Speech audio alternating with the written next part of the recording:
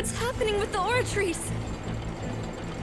I believe it is preparing to carry out the death sentence.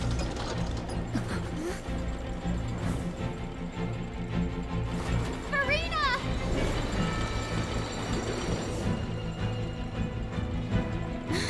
No, I still need answers.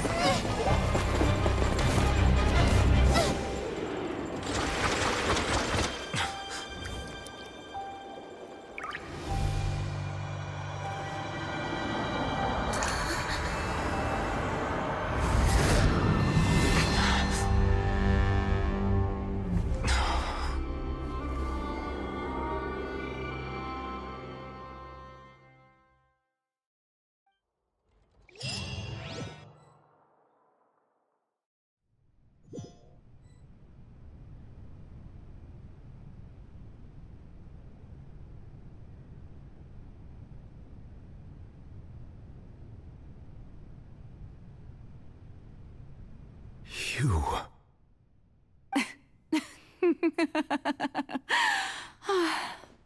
Sorry. That shocked expression on your face is just too amusing. I couldn't help myself. You are not Farina. Who are you? The sweet sound of bewilderment. Marvelous. A sure sign that my attempt to deceive everyone was a resounding success. But to answer your question, I am Focalor. You know, the god. Focalor? Why did you deceive us? Oh, that wasn't my goal, of course. Goodness, no. But I had to fool everyone else too, if I was to stand any chance of deceiving the heavenly principles. Deceiving the heavenly principles? It's all because of that pernicious prophecy. Dreadful, wasn't it? Everyone doomed to dissolve. Fontaine condemned to be flooded. One was not amused. In fact, one was positively bemused when that problem was thrust upon me by my dearest predecessor. That's the former Hydro Archon Egeria for the uninitiated. It hardly gets more disastrous than a preordained national catastrophe, now does it? She knew full well that the prophecy would surely come to pass. And as one of the seven, she also knew full well that one defies the heavenly principles at one's peril. So yes, as you have no doubt surmised, it was a rather impossible situation that I found myself in. I spent a terribly long time mulling it over, alone on the ocean floor. And I was almost growing barnacles by the time I finally realized there was only one possible solution to this confounding conundrum. I had to outwit the heavenly principles, allow the prophecy to be fulfilled, ostensibly at least, while saving everyone at the same time. I'm a genius, I know. I can only assume that's why Egeria chose me as her successor. Although, looking back now, it was hardly the inheritance one dreams of.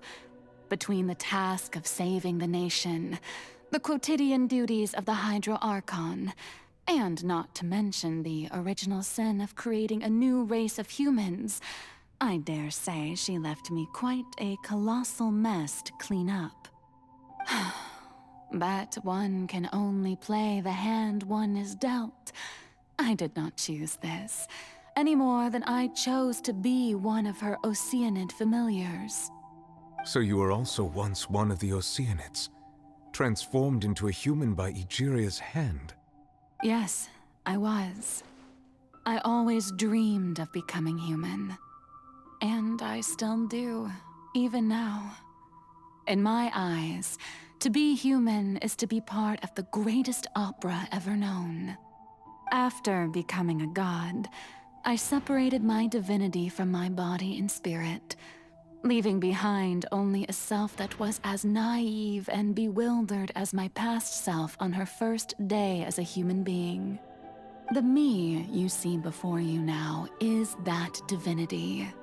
And the human counterpart I left behind, I named Farina. She could feel joy, sorrow, and everything in between. She could be as vain and conceited, or as meek and vulnerable as she wished. Her strengths were of a kind only a human could possess, as were her shortcomings. But in my eyes, Farina's humanity was what made her perfect. She was perfectly human in every way. The person I always wanted to be. Anyway, so then I cursed her. All part of the plan, of course. The plan to deceive the heavenly principles. Do you still remember the final scene of the prophecy? The Hydra Archon alone, weeping on her throne.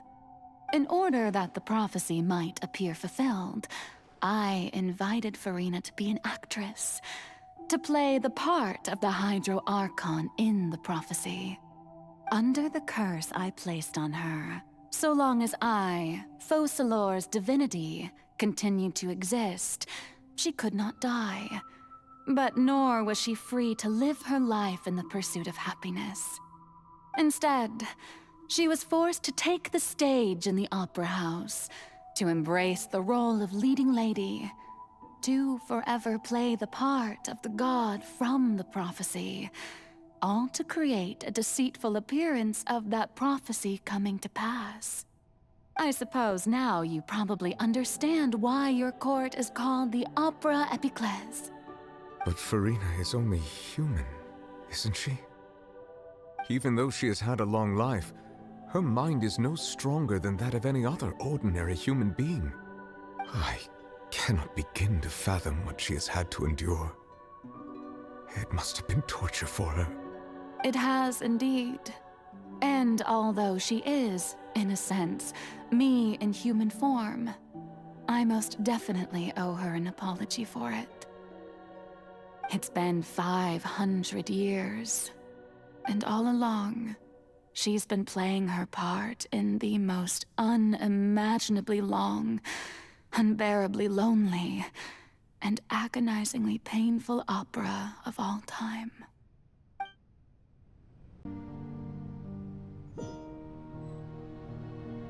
So even Farina doesn't know the truth? You've never once let her in on the full plan? Yes, it had to be done. To deceive the heavenly principles, you must first deceive yourself. She did very well. If she had let her resolve falter even once in these 5 centuries, Fontaine would have been doomed to the most tragic fate. It seems that trusting humanity was the right decision after all. I believe that I understand how your deception works, but that is only half the truth, is it not? How would you build on this foundation to save the people of Fontaine? That is the most important thing. Ah, good. Of course, the Iudex of Fontaine has pinpointed the crux of the issue. I'm sure you've long sensed that the Oratrice is no simple machine, yes? I've always suspected that it had its own consciousness. And Lenny did mention that he heard a human voice within the core chamber. It now seems that that person was you, hidden within the machine all along. Am I right? And then I became one with the Oratrice, taking Fontaine's gnosis with me. Yes, it would seem so, wouldn't it? Alas, your understanding of this device still lacks sufficient depth. In truth, it is no enactor of justice. It is, in fact, a device created to kill the god of justice. I beg your pardon? Oh, you have it. And to be more precise, not only will the Oratrice take down the god of justice, it will also take down the divine throne upon which she has been placed. I mean, did you think I would be the sort to enjoy peaceful repose while Farina suffered? My work over these last 500 years has been to constantly accumulate indemnitium within the Oratrice. But really, some have already discovered that only a small fraction of the energy generated by the device was ever used to provide power to Fontaine. The vast majority had to be, accumulated to enact this death sentence. It was all a part of your plan then? Both the trial and the sentence? Indeed. This power, accrued over 5 centuries, could have sustained Fontainians for millennia had it only been used for that purpose. Almost all of it has now been stored within the Oratrice. But only power of this magnitude could hope to destroy the Hydro Archon's divine throne, shaking the rules established by Celestia and breaking through the institution that is the Seven. So the Oratrice's call for death was for neither Farina nor Focalor, but for the Hydro Archon. The destruction of that divine throne. If I do not misunderstand your intent, you must be... Returning what's rightfully yours to you, of course.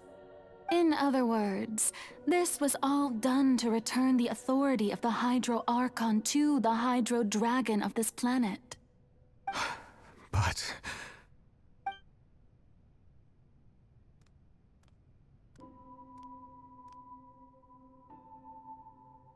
Oh, what? Getting sad again, are we? The authority of the ancient dragons shall soon be yours once more, O Hydro Dragon Sovereign. And this is the face you make. all you've done throughout the years is just so you can sacrifice yourself at the very end. I've never quite seen it that way, you know. Even now, I'm quite pleased at how well my deception worked.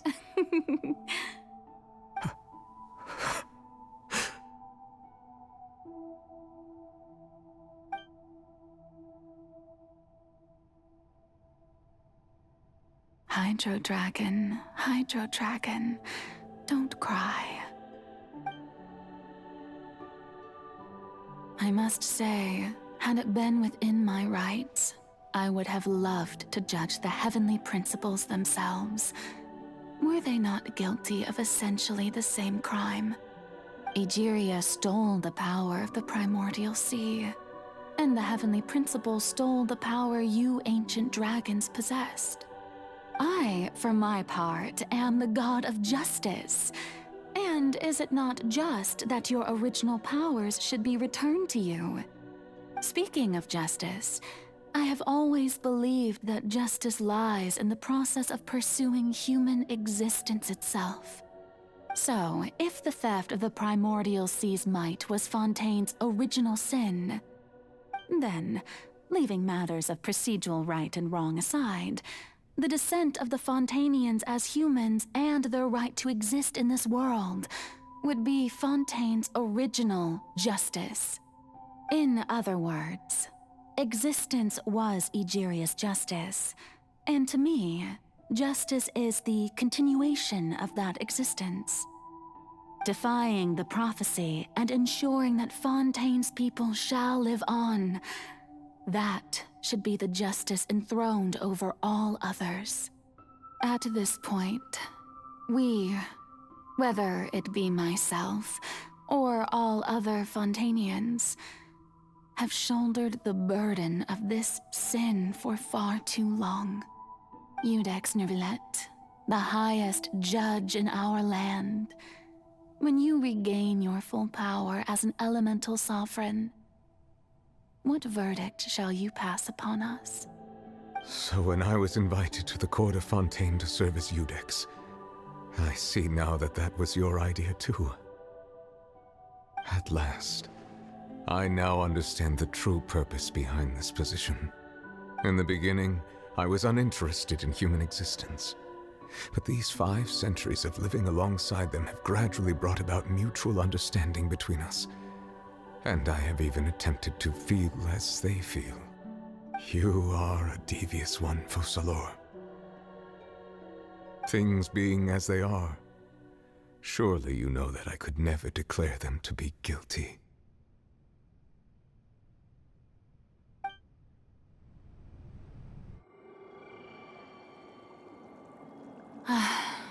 The hour of my execution is almost here. For the sinner, the curtain call has come. I know I may not sound it, but faced with death, I find myself a little afraid. Perhaps this is one thing both gods and humans have in common.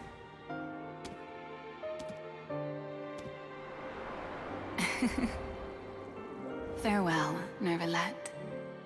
I hope you've enjoyed the part you played these 500 years.